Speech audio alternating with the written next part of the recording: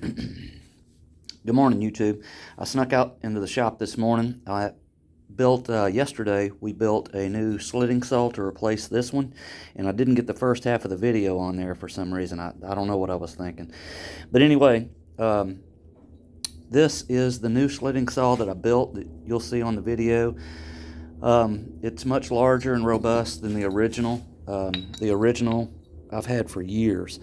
And throughout the process, I realized, when I cut these pizza cutters and other things that I make on a regular basis, there's just not enough distance between the edge of the saw blade and the mandrel. So I got this saw here and built this mandrel for it, and I'll go through the process of how I built it and how it turned out. And I actually used it on a previous video. I kind of forgot about this one, but anyway, this is the new slitting saw that I built, and it works great, works fantastic. So anyway, I got something in the mail yesterday. This is from a friend of mine, Bill Paganucci. Yeah. Anyway, a friend of mine I follow on YouTube. He was kind enough to send that to me. It's a nice calendar with some classic cars, and I love it. It's awesome. It's sitting right next to the Alabama A. Roll Tide. Anyway, we'll get started building this mandrel. Thanks, YouTube.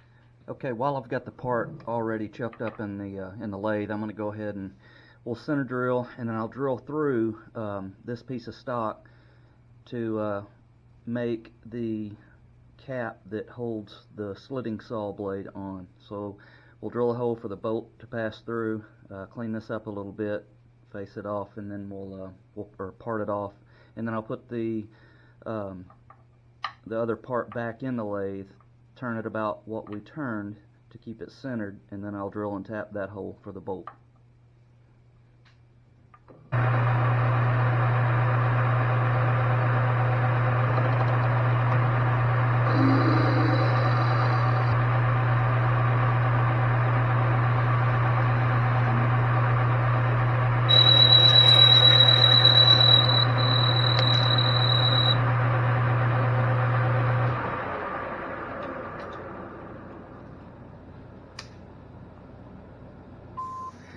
Okay, now we got the part back in.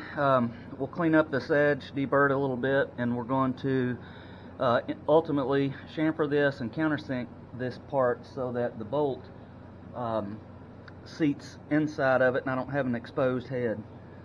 So that's what we'll end up with. It'll be a nice clean flush look on the bottom. Not that it really matters, I just think it looks better.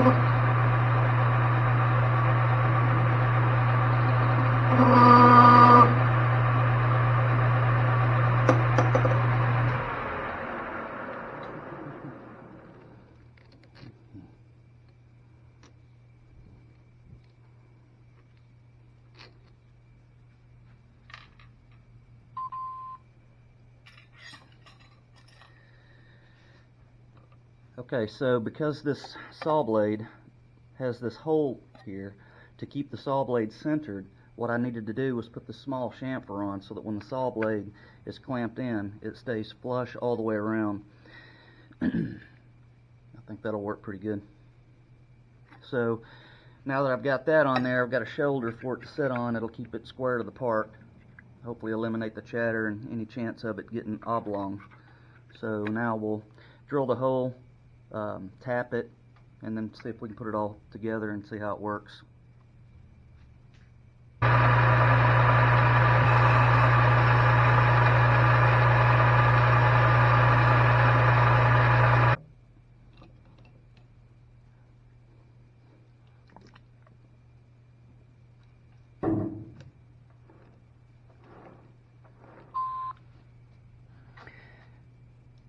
Okay, here you have it. Here's the pieces. I went ahead and polished them up a little bit, deburred them. Makes them look a little better. I'm happy with the turnout so far. Let's see how it goes together.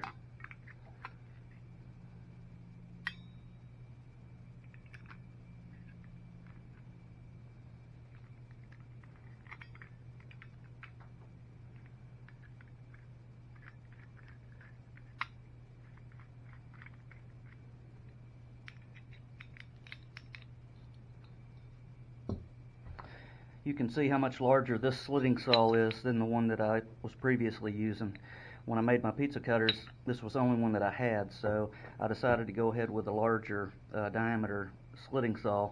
That'll help me to increase the disc that I use on the pizza cutter to a larger disc if I choose to.